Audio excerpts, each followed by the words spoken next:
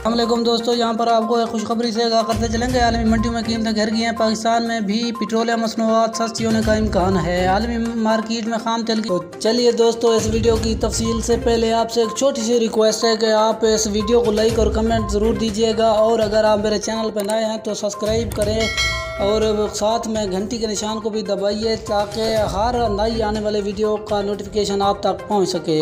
خبری سے آگاہ کرتے چلیں گے۔ عالمی منڈیوں میں قیمتیں گر گئی ہیں۔ پاکستان میں بھی پیٹرولیم مصنوعات سستی ہونے کا امکان ہے۔ عالمی مارکیٹ میں خام تیل کی قیمتوں میں $7 فی بیرل تک کمی ہو گئی ہے۔ اوگرا نے پیٹرولیم مصنوعات کی نئی قیمتوں سے متعلق ورکنگ کا آغاز کر دیا ہے۔ حکومت کو 15 اگست کو سمری ارسال کی جائے گی۔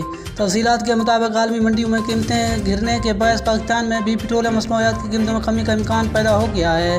تفصیلات کے مطابق عالمی مارکیٹ میں تیل کی قیمتوں میں بڑی کمی دیکھنے میں آئی ہے، جہاں خام تیل کی قیمتوں میں $7 فی بیرل تک کمی ہو چکی ہے، جس کے بعد برنٹ آئل مارکیٹ میں خام تیل کی قیمت اس وقت $69.4 فی بیرل ہو چکی ہے، اور WTI منڈی میں خام تیل کی قیمت $69.48 فی بیرل ہو گئی ہے، جبکہ چند روز قبل عالمی مارکیٹ میں خام تیل $76 فی بیرل میں فروخت ہو رہا تھا۔ ذرائع کے مطابق عالمی مارکیٹ میں قیمتیں گرنے کے بعد مقامی سطح پر بھی پیٹرولیم مصنوعات کی قیمتوں میں کمی کا امکان روشن ہو گیا ہے۔